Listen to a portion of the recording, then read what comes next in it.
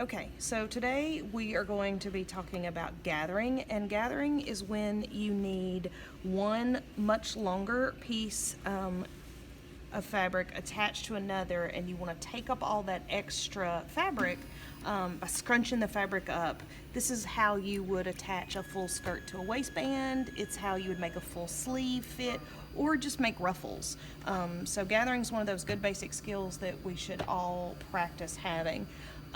Now, when you gather, you can use any proportion that you want. So this is about 2 to 1, meaning this piece is about twice as long as this, but anything over 1.5 to 1 is going to give you a ruffled look. The more you have on your higher number, the tighter and fuller that ruffle is going to look. So that's a thing to think about if you're wanting it for effect, is kind of do some experiments until you see how much. Okay, so the first thing we need to do is we need to prep our longer piece of fabric so that we can pull it down evenly to meet the size of this. So the way we're going to do that is we're going to do a basting stitch, and we've talked about a basting stitch. A basting stitch is always our longest stitch. In this case, we're going to keep our needle in the center position, and we're going to be on stitch number 13, but we've got to be on this long stitch.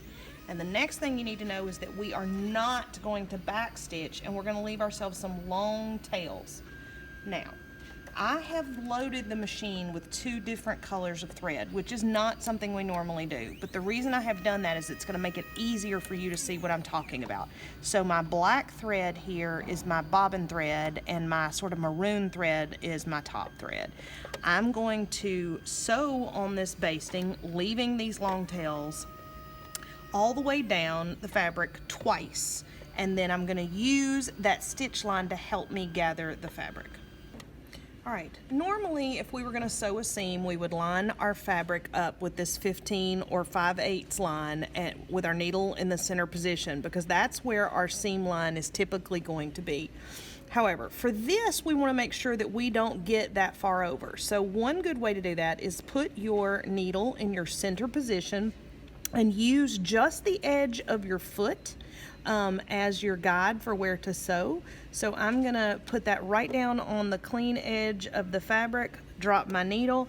Remember, do not backstitch on this, and leave yourself long tails of fabric or a thread, because you're gonna use those to actually make your gathers. So we'll sew for a second. Melissa will probably speed this part up so you don't have to watch me go all the way down.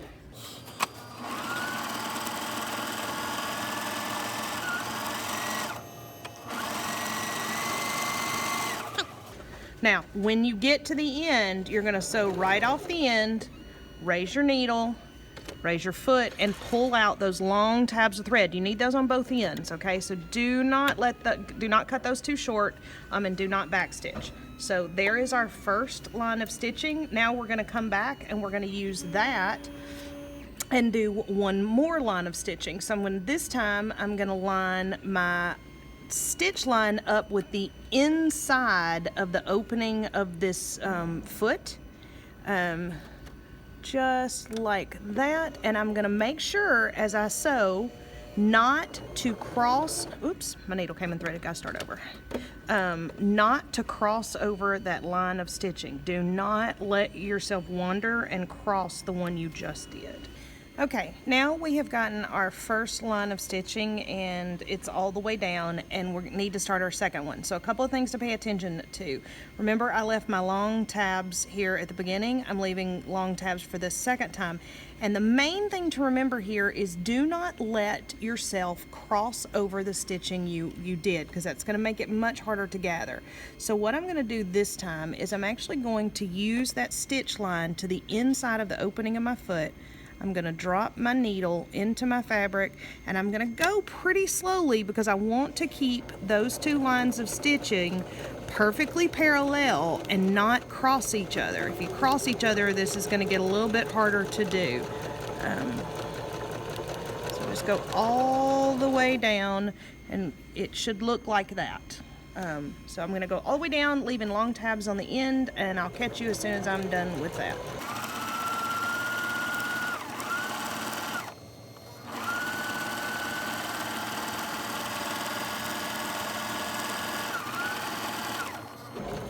Okay, come into the end, do not backstitch, stitch right off the edge, pull excess, leave long tabs.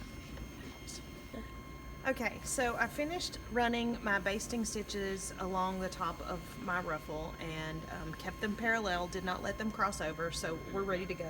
Now, I'm going to show you a trick that I like to use because it makes things work a little better, and that is I like to sort of divide both my fabric and my ruffle into fourths. It just helps me line everything up. So fold it in half, made a little mark, fold in half, and I can make a little mark. Doesn't have to be super precise. I just want it kind of where I can find those marks. So now that's in, I've divided that in 4 sections, and I'm gonna do the same thing with my ruffle piece, but I'm gonna make sure that I do it on the side of my ruffle piece that has my top thread. So in my case, I sewed with the maroon and the back is black, so it makes it really easy for me to tell which side. I suggest kind of doing that when you do gathers because you can pull these threads out later and it won't matter what color they were. It just makes your life a little bit easier to remember what it is you're doing. All right, so I have divided this into fourths. I've divided this into fourths. Now our next step is going to be getting this gathered down so that the end meets, this mark meets here, this mark meets here, this mark meets here, this meets the end. To start gathering, I'm going to take my center mark on both of my pieces, and I'm going to put them together. And I'm just going to take a pin, and I tend to do this. Whenever I do pins that I need for a specific reason, I tend to put them so that the head is sticking off the fabric like that. That just helps me remember that that's important, okay? Now, I'm going to do this one side at a time, and it works better. But I want you to come down here to this end, and you're going to lift your top threads, your threads that came from your needle. In this case, we did maroon. And I'm just going to fold these back so they're kind of not in my way, and then I won't get them confused.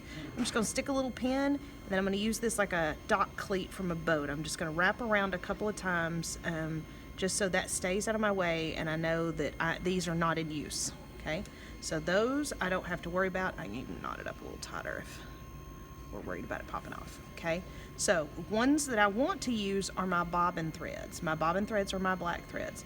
I'm going to take those, I'm going to wrap them gently around my finger, okay, and then I'm going to start scooting the fabric along its stitch line. Now, this is not a fast process. You want to go as slow as it takes to get it done, and what you do not want to happen is put so much tension on this that it pops one of these threads or breaks it, because then it gets much harder. So as you can see, I'm just slowly sliding my fabric along its own stitch lines, and you can see my gathers start to form. Start at the end and work toward the middle. And every once in a while, I'm going to check myself to see how close I am to getting that. Oh, look at that. I've gathered a little too tightly. So I'm just going to sit here and with my fingers get all of these little gathers even within this quarter. I'm not going to worry about the whole piece right yet, okay? I'm just going to worry about these few inches, and it just is a much more manageable task when you're not trying to do huge amounts at one time. You're just getting this one little section like you need it. Check myself.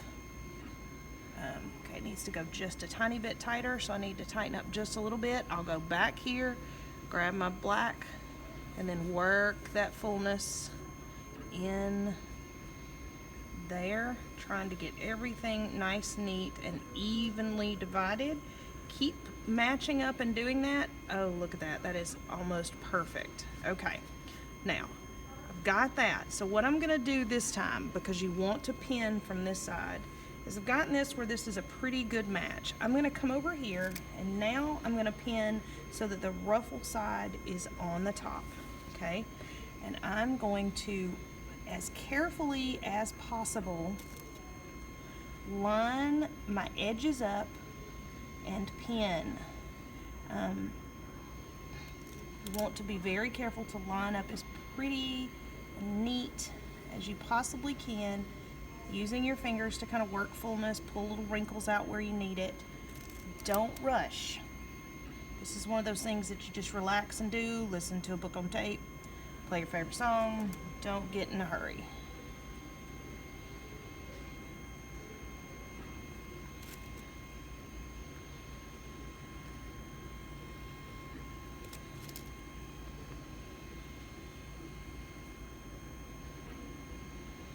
Let's get some of that way. All right, so that is now pinned. And we will eventually stitch from that side, which means we will pull the pins from the other side. It's just a little easier to see. So there we go. That's pinned and ready to go. I will start on my next quarter. I'll start from my middle, and now I will do out this way, and then I'll come back and do my ends. Okay, so this is our end, and I have gathered all this up, and these are the right length and ready to pin. But I wanted to show you something, and it's something you'll have to make a decision on. If you know for a fact that you're going to need to put a zipper or a seam or any of that into this ruffled, this gathered piece, then my suggestion to you is that you do all of your gathers, but you leave the last 5/8 of an inch ungathered, and that's just going to make it, when you do try to put a zipper or anything else in it, it's going to make it a lot neater.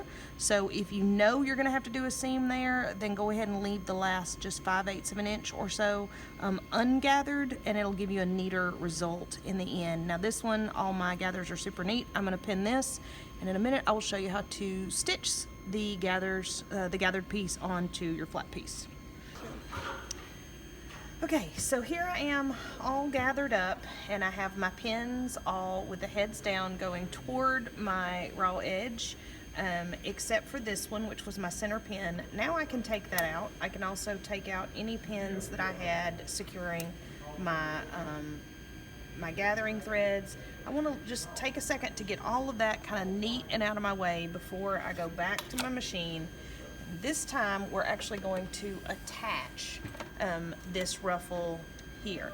Now, we're going to go slow because there's a lot to kind of get through here. But one thing to go back to is remember that we do not now want it on our long stitch, our basting stitch. We want it between 2 and 3. I'm going to go a little short. We want our needle in our center position. We want to be on stitch 13. Notice that I did leave 5/8 of an inch here, and I'm going to be very careful as I go down through here to stitch just beyond my bottom gathering thread. And I am going to back stitch this time. Sorry, my foot had shifted, so my pedal had shifted. So this time I'm going to 1, 2, 3, back 2, 3, and I'm going to go super slow and careful to make sure that I stay just below my gathering thread, because I don't want to catch that in my line of stitching, because this stitch is going to stay.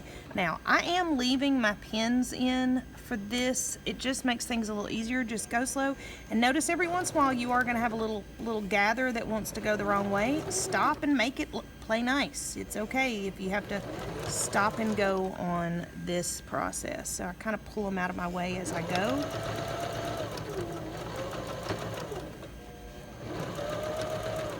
This one wants to fold under. I'm going to tuck him in.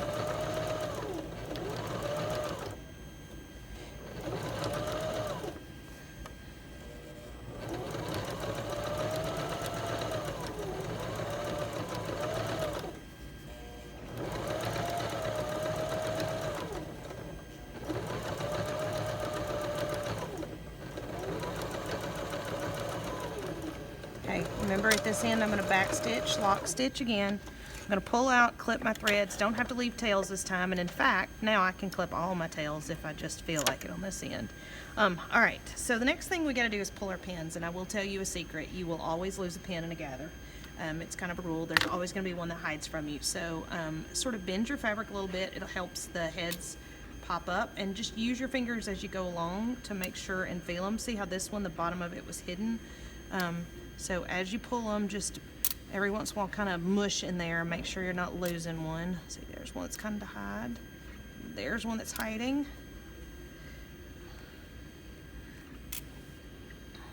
I've made entire outfits, washed them, pressed them, everything, not realize that I have left a pin in the gather until I go to put it on to wear it for the first time. It happens. All right, so all my pins are out now, and I can open up and show you my ruffle. So that's exactly what we have made here, but this looks pretty awful back here. So you have a couple of options. You can, if you choose, leave all this and just trim all this nonsense.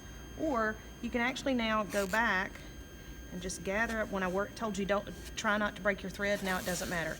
And I can pull that right out, and I can grab my second one, do the same thing, and that's why basting stitches are made to not stay.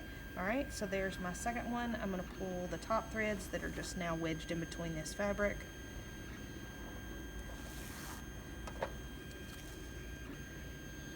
And there you go, very neat, very nice. Ruffle, iron that out, looks like the ruffle on the bottom of a skirt.